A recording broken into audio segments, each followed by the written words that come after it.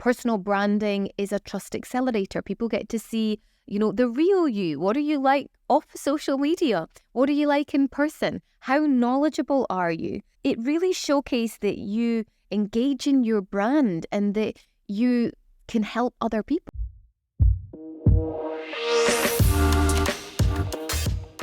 Hi everyone, welcome back to the Kelly Lundberg podcast. I'm your host, Kelly Lundberg, and I'm here for another solo episode talking all things personal branding. Now, something that I wanted to share today is a question that I actually get a lot. It's something that I try and encourage my clients to do, and that is hosting your own masterclass or workshop. So I've got a couple of thoughts on this. In fact, I've got more than a couple of thoughts. So I'm going to be sharing them today. I've got a lot of notes down here. But I think a lot of people think creating a masterclass is quite overwhelming, or a workshop, and maybe they need to be a more experienced speaker, or they need to have a more established personal brand. And I always say building your visibility and credibility is one-to-many is one of the best ways to develop your thought leadership, to be seen as an expert in what it is that you do. So in this episode, I'm going to be talking about the reasons why you should be looking at hosting your own masterclass, hosting your own workshop, and then I'm going to be going into what are the steps that you actually need to be doing if you are, or I should say when you are, going to host your first masterclass. I love it when I get messages from clients. I had one recently where she hosted her own event, and I think maybe 5 or 6 came along. Like, that's all it needs to be, just more than one person. And she had said to me in this message, she wouldn't have done it if she hadn't been pushed, but she was so pleased because 3 days before she said, I'm going to cancel it. And I said, no, you need to keep going. This uncomfortable feeling is normal, but once you've done it, it's going to feel so much better. And the voice note that I got was exactly that. Thank you so much for pushing me, and I'm so glad I did it. So why is hosting your own workshop or hosting a masterclass or doing something online where you're speaking publicly really good? So a couple of reasons. It showcases your knowledge, your experience, and the ability that you have to teach other people, your niche or what it is that you're an expert at. There's visibility and recognition. So the increased visibility leads to much more recognition in your industry. And that's when people will then see you on LinkedIn or on other platforms going, can you come and speak at our event? Or can you host a masterclass for our audience? So people need to see you doing something once before they actually know that you do actually do what it is you say you do. There's networking opportunities. Not everyone is ready to buy your product or service now, but one opportunity or speaking to one person could lead to something else. And doing this in a way where it's one-to-many is just a much faster way to develop your actual network. Content creation. So why is doing a masterclass or a workshop really good for content creation? Well, it gives you content that you can repurpose. So you can create a blog out of what you've hosted.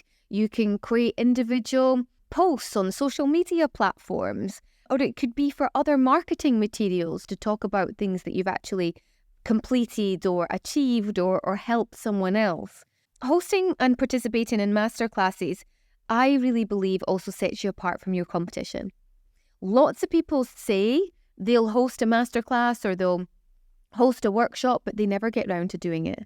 And I always say, take action. It doesn't need to be hundreds of people. Get that first one done and under your belt so you can get better at it. So practice, I say it doesn't make perfect, just practice makes you better. It also builds trust. So when we talk about, hosting an event, your own event, I see that as an opportunity to build trust, and personal branding is a trust accelerator. People get to see, the real you. What are you like off social media? What are you like in person? How knowledgeable are you? It really showcased that you engage in your brand and that you can help other people. And I often ask this question when I'm speaking to people about their personal brand and their business goals. And they go, well, I want to help people. But you can't help people if you don't show up. And you need to show up as that person that has got the expertise. And that's where the trust comes from. I think the aspect that appeals to a lot of people, but might not be the first initial goal, is monetization. So you can actually make money from hosting a masterclass or a workshop. And it can be initially from charging to attend the masterclass. If you have lots of people, then there's revenue in that. Or it might be your upsell. Maybe you can sell to people at the end of the masterclass. Maybe you've got an online course. Maybe you do one-to-one mentorship. And just remember, and I've seen this countless times again, I host at least 3 masterclasses a month. There tends to be one that I will do myself. There'll be one that's a joint venture, and there could be one online.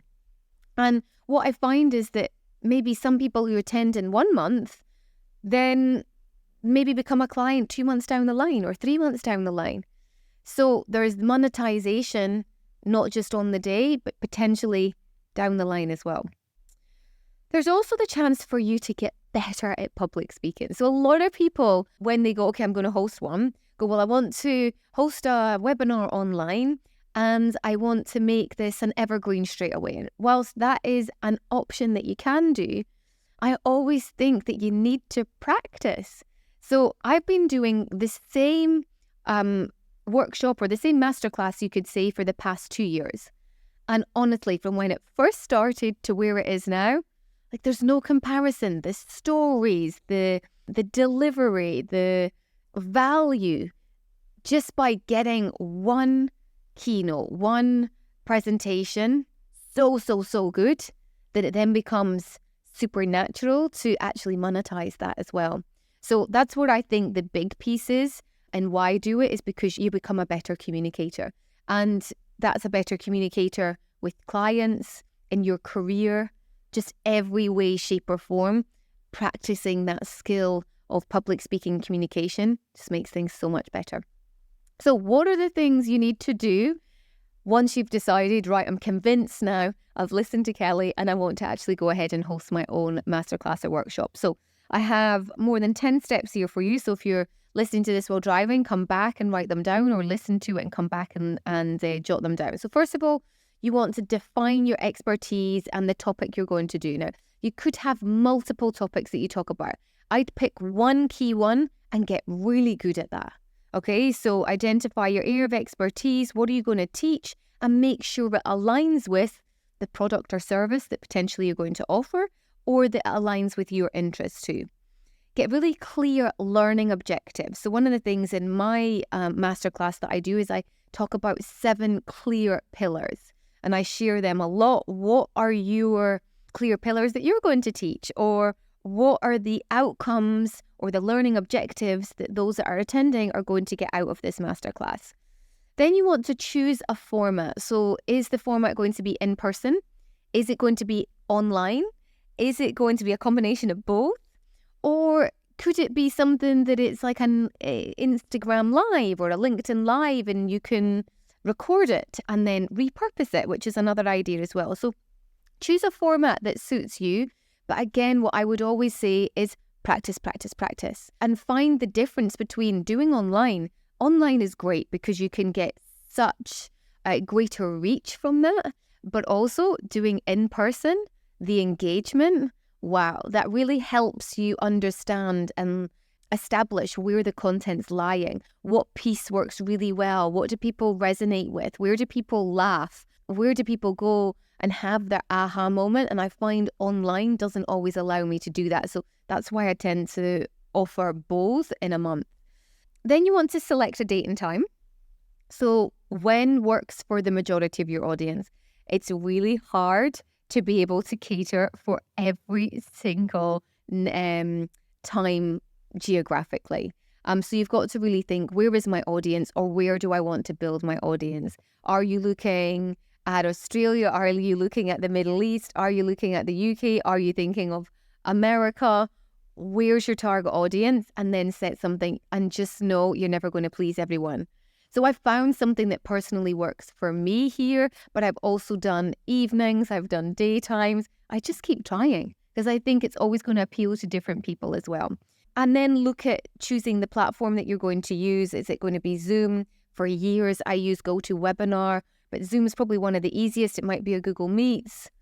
Find what works for you, pick it, and then make sure you start going out there to promote your masterclass. So one of the things that I love about masterclasses is encouraging people to sign up for a masterclass, that they're interested in future content that you might share. Promoting your masterclass is not just about, I've posted it on Instagram and only 5 people have shown up. It's about showcasing it on different platforms and leveraging from your network. Who else can you get that will talk about it? Where else can you put it that it's not just reliant on one social media platform?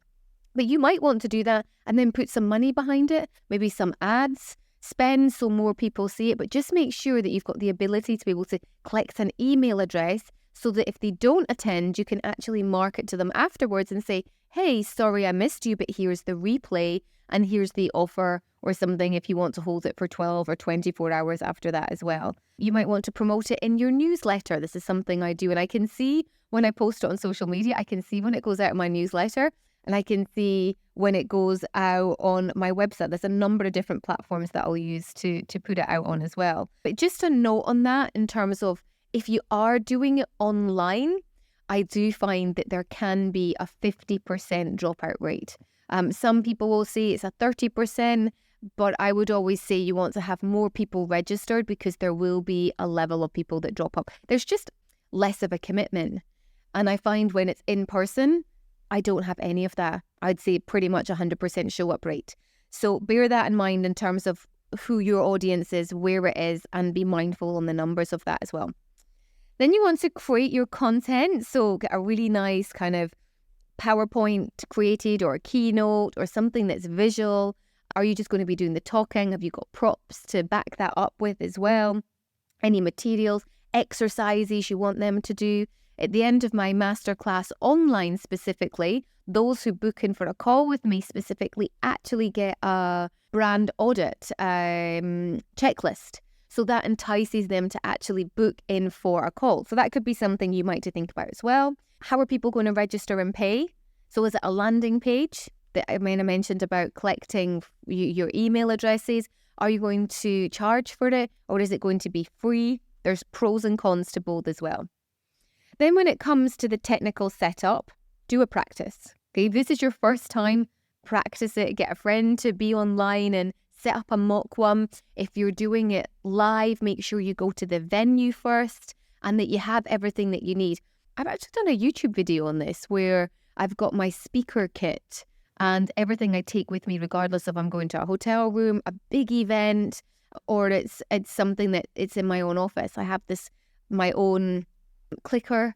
I have my own adapters just in case I can't find one. I use a Mac, so I make sure I've got every single possible adapter with me just in case where I am doesn't have one. So just kind of bear that in mind when it comes to the technical setup, because you want to ensure a really smooth setup process and throughout the whole masterclass or workshop as well. Something that can be quite daunting, but it gets a little bit easier and I actively encourage it, is looking for participation, asking questions. Who here resonates with this? Or how many people has this happened to? Put yes in the comments box if it's live, or you can get quite an easy engagement if it's in person, because you can say, show me your hand if you've been in this situation, and people will be like, yeah, that's me. So it just builds that relatability and audience engagement as well. And then you really want to, if possible, record it. So if it's online, always make sure that you record it, because you never know that you could use little snippets. Like I said, you could use it for a reel. If it's in person, if you don't have any content like this, then it's great to add for your website, and so that people see that you can actually do these things. Make sure that when you deliver that you stay on time, so that people understand that you've given up an hour or 2 hours. They know what to do. You don't want to lose them, and then you've got an amazing offer to share with your audience. And the chance for a Q&A. I always think it's really useful if you do allow some time for Q&A to have some questions that people might ask but might be too scared to ask. You can ask them on their behalf, or you can do it in a setting that it would be, I was asked this beforehand, or this week on social media, someone asked me this question. And then I always think, can you evaluate and improve this? a lot of people, and I've seen it happen, will do one webinar and then they'll go, do you know what? Only had 6 people show up and I'm going to go and do another one. I'd say no. Get better and better and better at the one, unless you get the feedback going, that content was terrible. Then I would say definitely don't go ahead and do it. Because we rely on feedback, but you'll be able to get a good feel for how is it going, what's resonating with people, and then get better at practicing that. Now, sure, if you want to change your topic or you're offering a different product or service, then you might need a different keynote. But have a few of these that are so good that you know you can pull them out and be able to offer them to clients. And have fun. I mean, honestly, it is a skill that takes time to practice, but the more that you do, just think of that thing that the metric that my coach said to me, you want to be speaking 4 times a month. If that's not something you're currently doing, how can you be putting that into your monthly plan of getting better and better at communicating what it is that you do, how you can help people, and how you can monetize it? If you're looking for help with your personal brand strategy, or you're thinking, I want to host my own masterclass and I need some support, then drop me an Instagram message, kellylundberg.official, and let me know how I can help you with the exact process. There you have it. That's all for now. Until the next episode, take care. See you later.